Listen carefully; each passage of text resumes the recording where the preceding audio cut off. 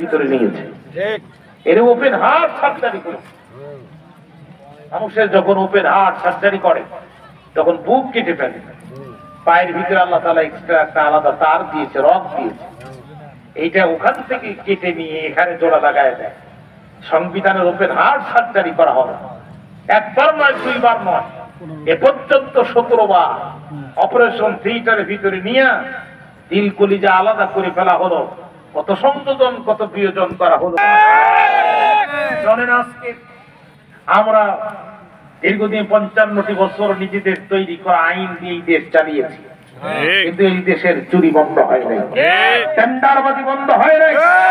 মনে করেছিলাম 5 আগস্ট আসার পরে আমরা আবার স্বাধীন, কিন্তু সেই পুরাতন রোগ আজ আবার আমাদের ঘাড়ে চেপে বসেছে। ঠিক না বেঠিক বলেন?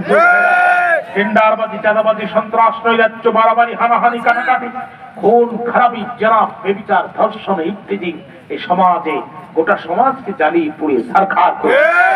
কোরআনকে জিজ্ঞাসা করি, কোরআন তোমার কাছে কি বিচার আছে? আমরা তো চুরি বন্ধ করতে পারলাম না। আগে চুরি হতো সাধারণ কায়দায়, এখন চুরি হচ্ছে ডিজিটাল কায়দায়। আগে চুরি হতো মানুষের বাড়ি শিক কেটে, এখন চুরি হয় বিদেশ থেকে বলে অনলাইনে হ্যাকিং করে কোটি কোটি টাকা পাচার করে। কোরআন তোমার কাছে কি বিচার আছে? যে বিচার এই সমাজে প্রতিষ্ঠিত হলে অ্যানালগ কায়দার চোরও বন্ধ হবে, ডিজিটাল কায়দার চোরও বন্ধ হবে। কোরআন বলছে কোন দিকে তাকাবা না। সূরা আল মায়েদা আয়াত নম্বর 38, কোরআন বলছে আস-সারিকু ওয়াস-সারিকাতু ফাকতাউ আইদিয়াহুমা, চোর যদি চুরি করে, নারী হোক আর পুরুষ হোক, হাত কেটে নাও। কোরআন কি বলছে? আপনাদের কষ্ট হচ্ছে?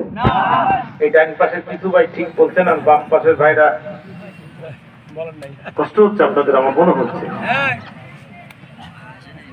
আমি যে আয়াতটা বললাম এটা আপনাদের এলাকার কোরআনে আছে? কতক্ষণ না আছে? কোরআন বলছে চোর যদি চুরি করে, নারী হোক আর পুরুষ হোক, হাত কেটে দাও। বাংলাদেশের পেনাল কোডের 379 379 ধারা মোতাবেক বলা হচ্ছে চোর যদি চুরি করে, নারী হোক আর পুরুষ হোক, has to thief, male or female, cut off his or her hand। আল্লাহ কোরআন বলছে হাত কেটে দাও। বাংলাদেশের আইন বলছে whoever commits thief shall be punished with imprisonment of either description from a term which may extend to 3 years or with fine or with both।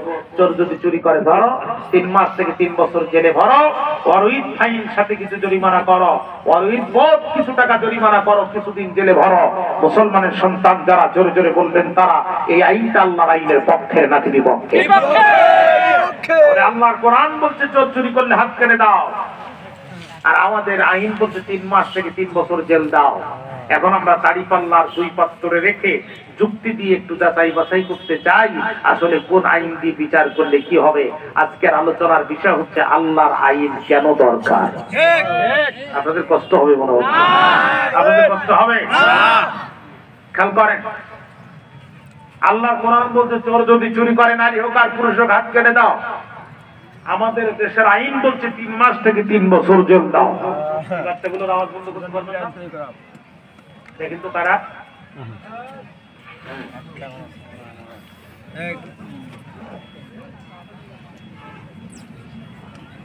আমার কথা কি পর্যন্ত বুঝতে আপনাদের কষ্ট হয়েছে? ভাইরা মনোযোগ কি আছে আমার দিকে?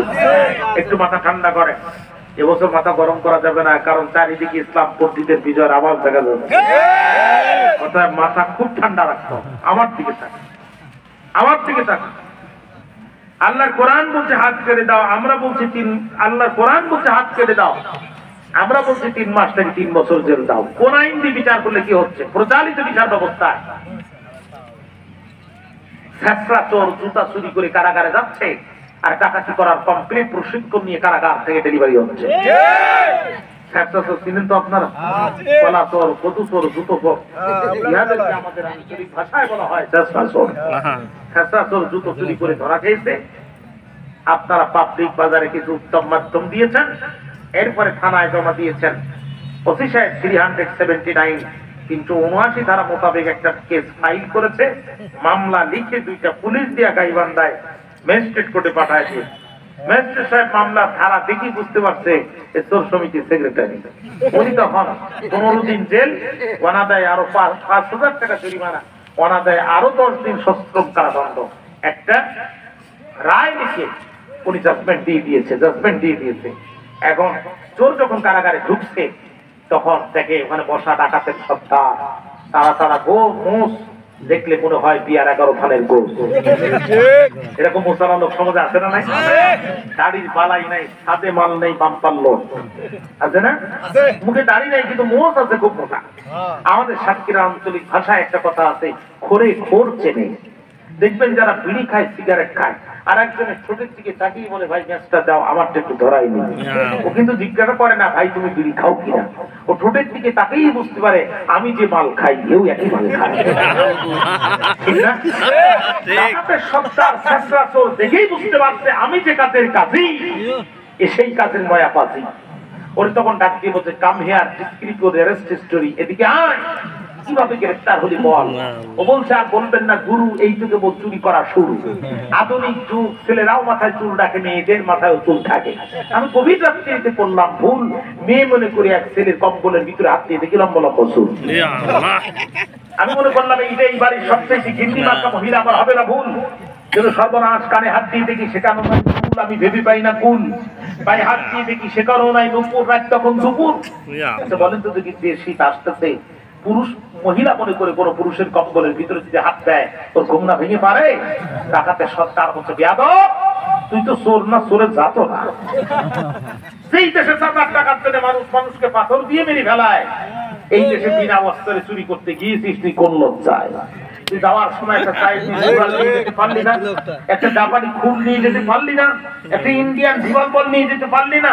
তোরে ধরবে তখন আস্তে করে বসাই দিয়ে দৌড় দিবি, তখন প্রচলিত বিচার ব্যবস্থায় ছেঁচড়া চোর জুতো চুরি করে কারাগারে যাচ্ছে আর ডাকাতি করার কমপ্লিট প্রশিক্ষণ নিয়ে কারাগার থেকে ডেলিভারি হচ্ছে।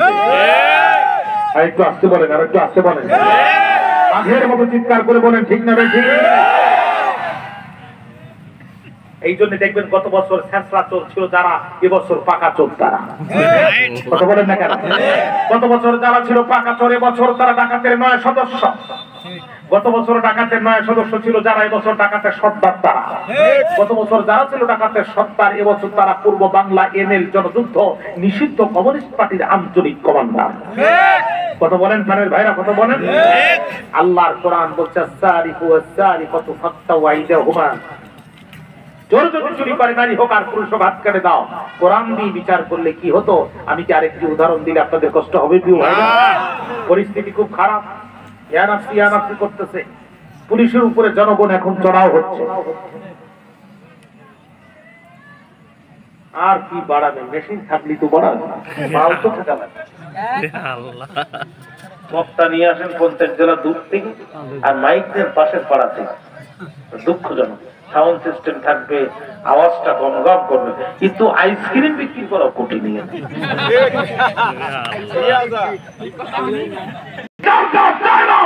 পৃথিবীর মানুষের আদম শুমারিতে হতে পারে ইমানদার, আমি আল্লাহর কাছে ওরা কাফেরদের সর্দার।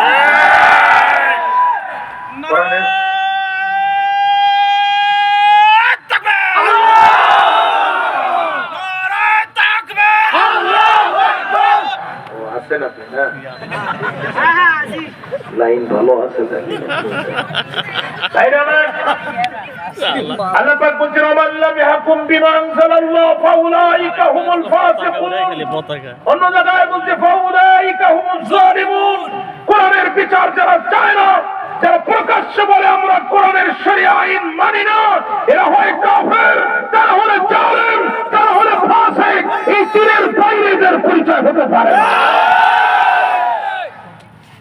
আবার এদেরকে কাফের বললে খুব মাইন্ড করে, খুব রাগ।